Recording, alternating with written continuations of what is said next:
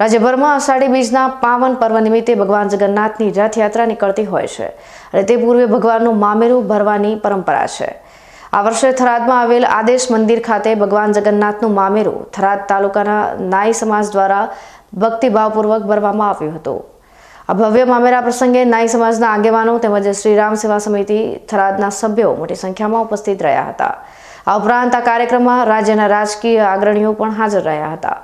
શ્રીરામ સેવા સમિતિના સભ્યો, આદેશ મંદિરના સભ્યો અને અન્ય ઉપસ્થિત મહાનુભાવોની હાજરીમાં આ ભવ્ય મામેરું ભરવામાં આવ્યું હતું, જેની ઉપસ્થિતિ સૌ લોકોએ હર્ષભેર વધાવી લીધી હતી।